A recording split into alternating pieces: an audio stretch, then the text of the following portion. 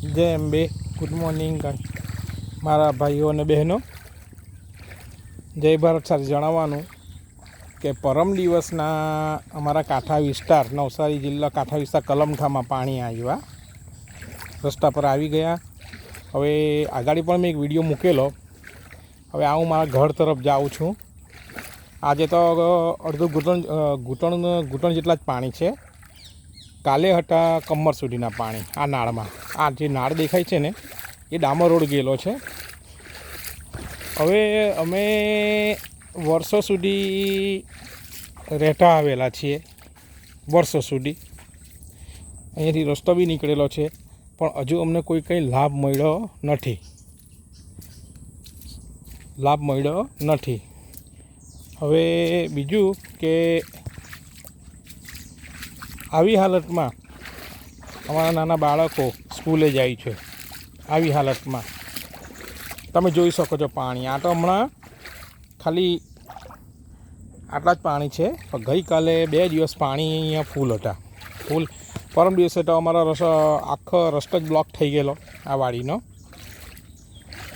અને ઘરમાં કારણ કે પાણી છોડવામાં આવેલા કે વરસાદના પાણીના ભરવાના કારણે પૂર આવવાની શક્યતા હતી, એટલે 2 દિવસનો અમે ઘર વખતનો સામાન પણ ભરી દીધેલો હતો સેફટી માટે. હવે જોઈ શકો છો સાહેબ તમે કે આવી હાલતમાં અમે રહેતા આવ્યા છે.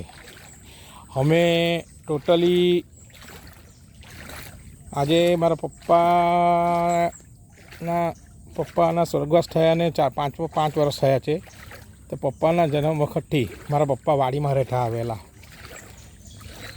પપ્પા મારા સ્વાતંત્ર્ય સેનાની હતા અને સરપંચમાં પણ આગાડી ભૂતપૂર્વ સરપંચમાં પણ રહી ચૂકેલા છે. લોકસેવા જ કરેલી છે, પણ પોતાનું કોઈ કર્યું નથી અત્યાર સુધીમાં. હવે જનતા તમે જોઈ શકો છો જનતા કે આજે ઘરે ઘરે ડામર રોડ જાય છે, સીમમાં ડામર રોડ જાય છે. તો અમને લાભ કેમ નથી મળતો? તંત્રની આંખ કેમ નથી ખુલતી? આવી હાલતમાં શું જીવવાનું અમારે? આજે ડિજિટલ યુગ ચાલે છે. તો શું આ ડિજિટલ યુગ ગણાય અમારે? આ જોઈ શકો છો તમે કેવી હાલતમાં હું જતો છું અત્યારે.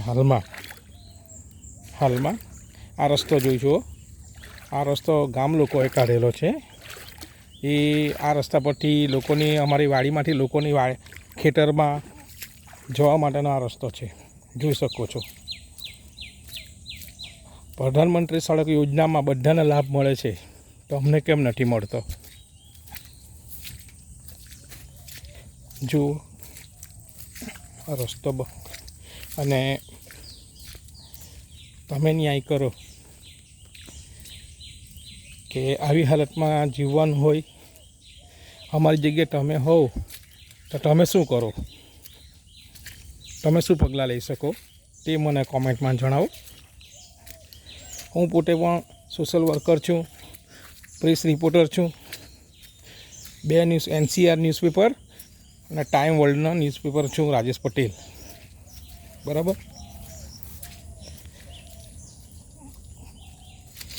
ચોમાસામાં 4 મહિના આવી રીતના અમારે યાતના વેઠવી પડે છે. તંત્રની આંખ ખુલતી નથી. બરાબર. ગોકુળિયું ગામ જાહેર થયેલું. ગોકુળિયું ગામમાં હવે પાણીની સુવિધા પણ અમારે 2-2.5 વર્ષથી છે નથી. પાણીની સુવિધા હતી, પણ ત્યારે નવું પુલકું બનાવવામાં આવ્યું ત્યારે પાઇપ તૂટી ગયેલા. ત્યારના પાણીની સપ્લાય બંધ છે. જોઈ શકો છો તમે. આ અમારો પ્રાઇવેટ રસ્તો છે ને જે ગામ લોકોએ જે કાઢેલો છે કે આ ખેતરની અંદર છે. આ અંદર બહારનો રસ્તો છે બહારમાં. બરાબર. ગાઈસ તમે આ વિડીયોને જેમ બને તેમ ગાંધીનગર, દિલ્હી PM કાર્યાલય સુધી પહોંચાડો, PM સાહેબને, એવી હું આશા વ્યક્ત કરું છું.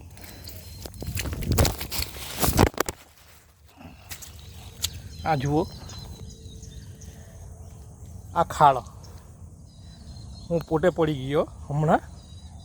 જોઈ શકો છો. જુઓ આ મારા નાના ભાઈનું ઘર જોઈ શકો છો. કેવી જાતના મારા નાના બાળકો છે, એને સ્કૂલે લઈ જવાનું મૂકવાનું કેટલું રિસ્કી છે એ તમે સમજી શકો છો. બરાબર, આ જોઈ શકો છો. હવે હવે હવે આ રસ્તા મારા વાડીમાં આ ખેતરમાં રહીને રસ્તો કાઢેલો છે ગામ લોકોએ. બરાબર, જુઓ. હવે વચ્ચે જે ઘર આવતું હતું, ટીકરો હતો, તે ભાઈ ઘરવાળા લોકો અમને વારે ઘડીએ હેરાન કરે છે અને દુઃખી કરે છે રસ્તા બાબતમાં, ને પુરાણ કરે છે. પાણી નિકાલ બી થતો નથી. આ જોઈ શકો છો. તો શું અમે રસ્તાને પાણીના હકદાર નથી? લાઇટ નથી મળી, વાંધો નથી. સ્ટ્રીટ લાઇટ નથી મળી, અમને વાંધો નથી. અમને કોઈ અફસોસ નથી. પણ રસ્તાને પાણી તો જોઈએ ને. અમે હાલમાં હમણાં બોરિંગનું પાણી પણ પીતા આવેલા છીએ. જુઓ, હવે બોરિંગ ડૂબી જવાથી પાણી બી ખરાબ આવે છે. ડૂબી જવાથી પાણી પણ ખરાબ આવે છે. આ જોઈ શકો છો મારું ઘર. અમે ઘર બનાવવાની તૈયારીમાં છીએ, પણ હવે રસ્તાનો ક્લિયર થાય તો હું ઘર બનાવી શકું. રાઈટ્સ, બસ આજનો વિડીયો આટલો છે. તમે મને કોમેન્ટ કરજો, સબસ્ક્રાઈબ કરજો. Rajesh Patel, press reporter, NCR newspaper અને ટાઈમ વર્લ્ડ ન્યૂઝપેપર તરફથી. જય અંબે, જય હિન્દ.